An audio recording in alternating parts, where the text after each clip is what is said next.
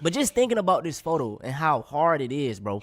Pause. Because this is in the 1960s. White folks, the KKK could kill you for doing nothing. So they had all the reason to kill you for holding these guns. Look, brother got the shotgun. And I just realized they all have a blick in the holster of they all got a blick in the pads. So he got 3 guns, bro got 2, he got 3, and he got 2 as well. Like, goddamn, these motherfuckers are really strapped up like the Navy.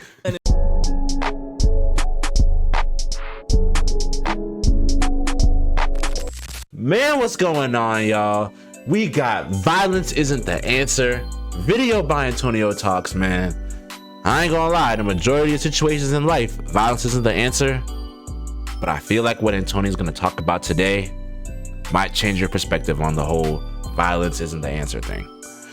Let's get into it, man. Let's go. So we've all heard the phrase, violence isn't the answer. I feel indifferent about this quote because although it is true in some instances, if you take a look back through history, it says otherwise. We see this with examples of how religion was spread, colonization, the Haitian Revolution, the French Revolution, slave rebellions, wars. Anytime power was gained or freedom was gained, violence was the answer. Sad to say that if you're not hurting these folks' money or someone is not losing their life, nothing is going to happen. So this in most things in this world, bro, nothing gets done about injustice or horrible situations unless someone loses money, and when I mean like hella money, like hundreds of millions of dollars, or motherfuckers gotta die. I'm not gonna lie, that's the way of the world, bro. I'm not gonna hold you. When there's injustice going around, nothing's gonna change it except either motherfuckers really hammering down on politicians or whatever person needs to do it,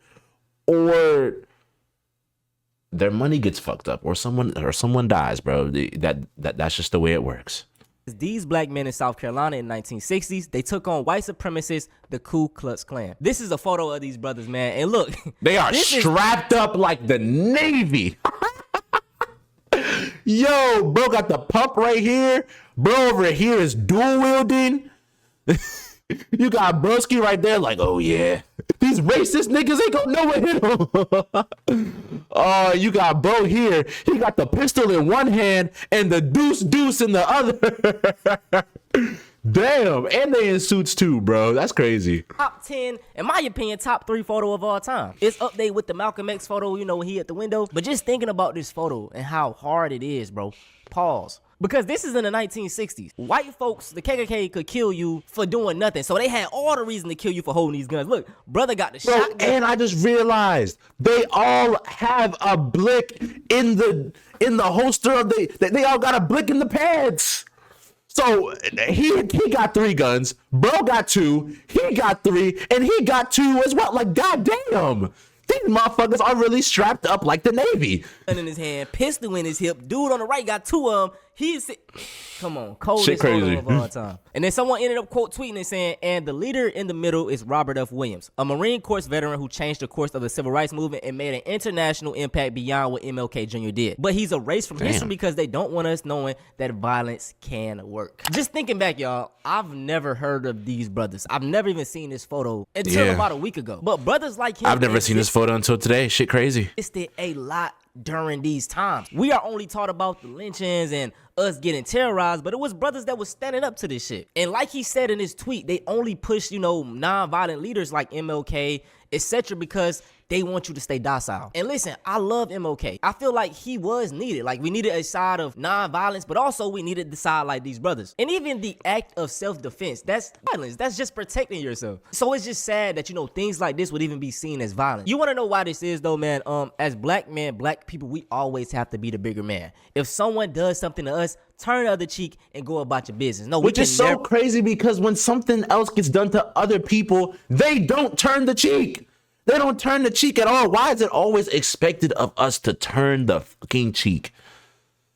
And, this is also, a POC issue, but this is mainly a black issue. Why, as black people, do we always have to turn the goddamn cheek, bro? Every fucking time. Every time. I hate it. I fucking hate it. Never give the same energy back. Now let's get back onto the brother Robert Williams, right? This is a photo of him and his wife. He made a book called Negro with Guns, where he was basically talking about how we need to stay strapped and protect ourselves, right? Bro, he literally had a whole shootout with the KKK, and it wasn't in none of the newspapers.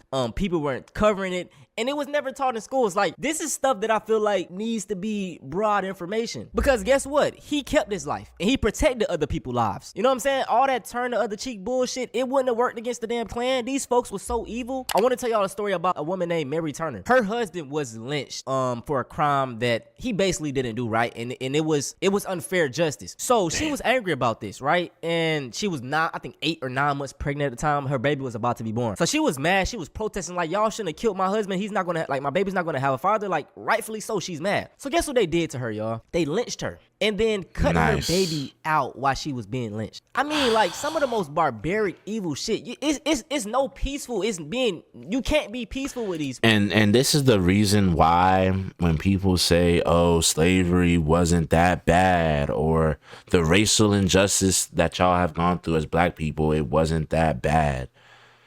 There are countless upon countless stories of situations similar to this, or even worse, happening.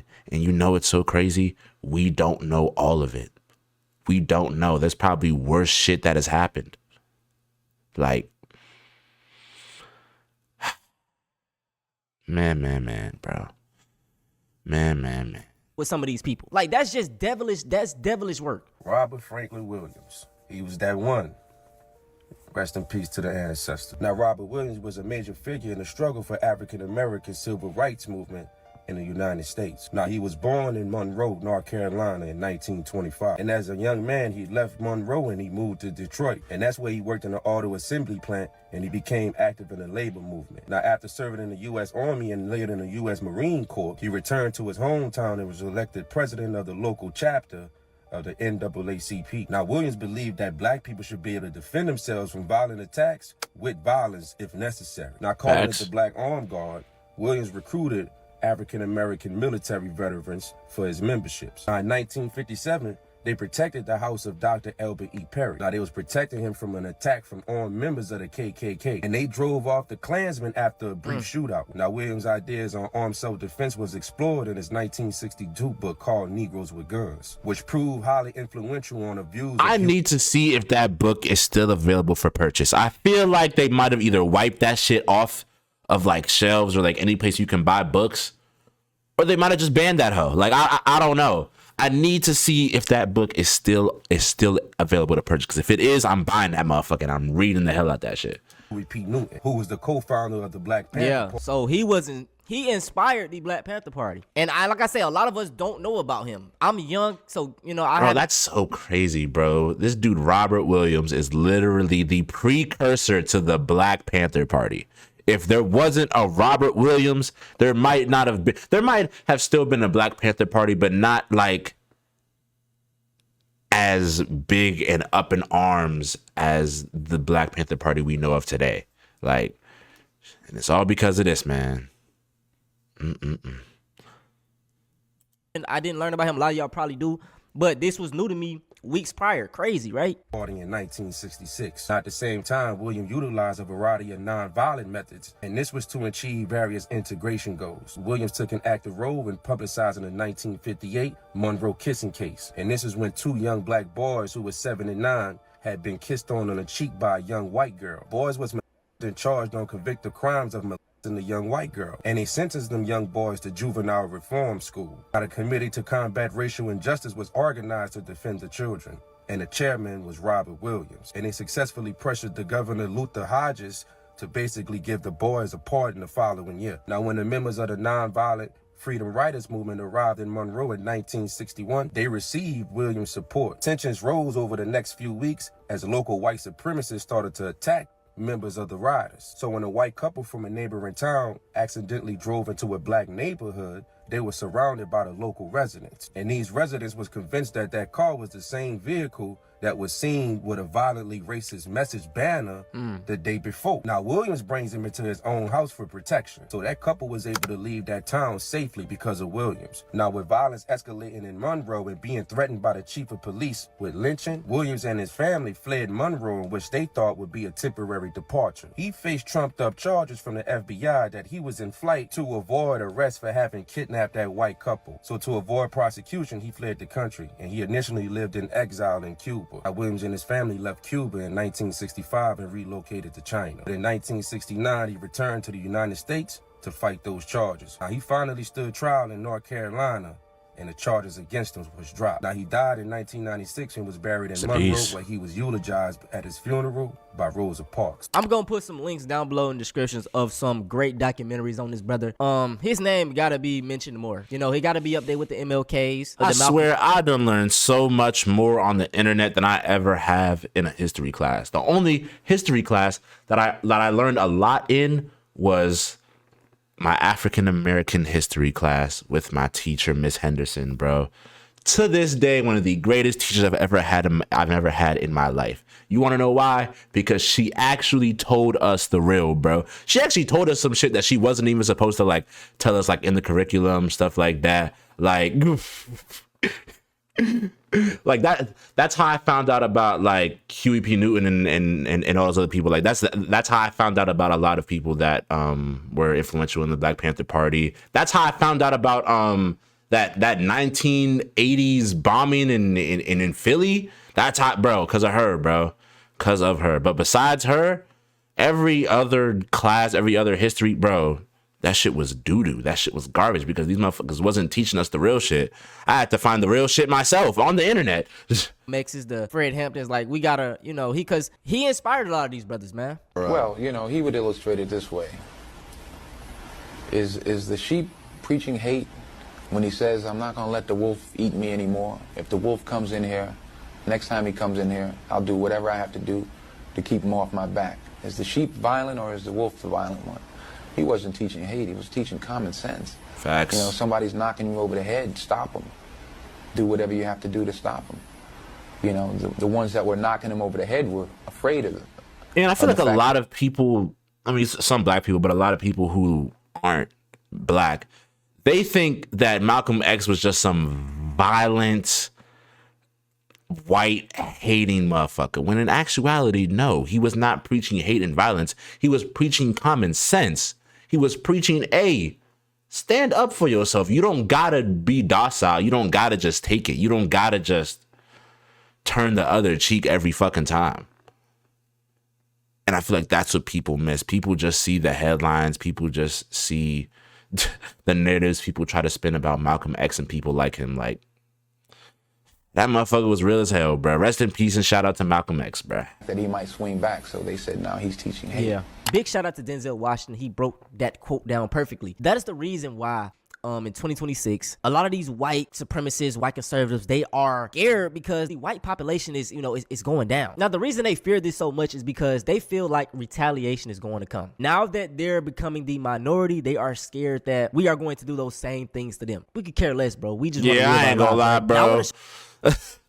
I can care less about what these motherfuckers do, bro. I ain't trying to engage in none of that, bro, at all. Show y'all a video that I stumbled upon, and it's disturbing, but it's also very, like, it's highlighting, because when I tell y'all these stories of folks eating us and folks using our skin for, you know, different types of things, it's real. Okay, so I decided to take this chair apart and redo it. Well, I knew it was old, but I didn't know how old it was until I got in, realized it had been put together with twine, burlap, and this. But then I noticed this black stuff that was used as padding. Can we please? Yo, do y'all see that? That is hair. That is black people hair that was put in the padding of the chair to make it more comfortable. God. This is a chair that was passed down from her family. Damn. So when I tell y'all these stories of folks eating us and cooking us and using our, like, this stuff is real, like, and it's probably things that we don't even know that we're right. Yeah, bro, don't ever think that what Antonio's talking about or what I've said with these stories is, bro, this shit is real as hell. Motherfuckers would not lie about this shit. That is dead. Oh my God, bro. When he said disturbing, I ain't think it was gonna be this. God damn.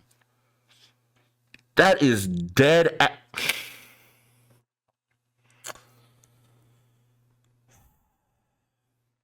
Slavery wasn't that bad. The racial injustice that y'all go through isn't that bad.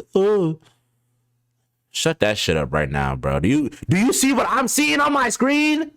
These motherfuckers used black people hair for padding to make the chair feel better. What the fuck? Of course, way worse. But this was a family chair that was passed down. You know, it was in her family. So her ancestors had some slaves, you know, probably did whatever they did with them and used their hair as a... It's human hair. Human hair and cotton. At one point in time in my life, y'all, I ain't gonna lie, I really didn't want to learn about my history. When I was like 17, 18, 19, I stayed away from every slave movie. I didn't really want to hear it because I already knew if I heard a story, it was gonna make me mad. And like, it was like I ain't gonna lie, damn. That is the same timeline for me, bro. When I was like 16, 17, 18, I steered away from learning about certain black history because it was just like, bro, that shit would just get me angry and kind of bring me to a place where, I don't know if you guys remember, but this was a reaction that was probably like 2 months ago. I said something along the lines of, when I was a kid, I used to get really, really super mad when like anything racist would happen to me, or if like I heard someone who wasn't black saying the N-word, stuff like that. Watching stuff like we just saw, if I was like 16, 17, it would bring me back to that place of just pure fucking anger, and I would just start raging. Like, fool, yeah. But at a certain point, I had to realize, bro, I have to learn about this shit. I have to learn about this shit. To learn more about myself, I have to learn about this shit, bro. It don't get easier like hearing all this shit though. Like, I just found out recently about the whole like white people using our skin for furniture, eating us, eating our babies, like all of this shit. Like, god damn. And I know it happened in the past. It was 200, 300, whatever the fuck years ago, but that still doesn't lessen the fact that shit wasn't cool. That shit doesn't lessen the fact of how disgusting that shit is, fool. A response to just be like, okay, I don't want to hear it. But I'm at the age now where I want to know everything. No matter how mad it's going to make me, I want to hear it. But look, man, I hope y'all enjoyed this video. Make sure y'all check out the brother Robert F. Williams and the Beacons of Defense, man. He actually inspired the Black Panther Party. And if y'all want to please look up that boy Robert Williams, man. I'm about to do a deep dive myself as soon as I'm done making my videos and stuff like that. But yeah, I hope this video taught you that sometimes violence is the answer.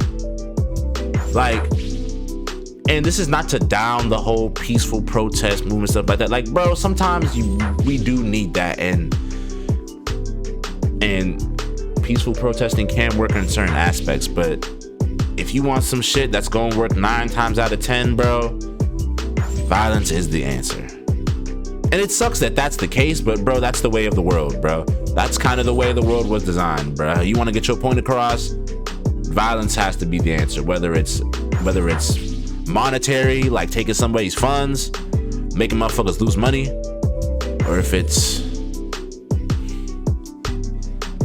blowing somebody down that you think is like, yeah. It's not an easy realization. It's not easy, you know, but what you gonna do? I love y'all so much. Let me know what y'all think about this in the comments. Marso Mafia the gang, Marso Mob the squad. And I'm gonna see y'all in the next video. Peace.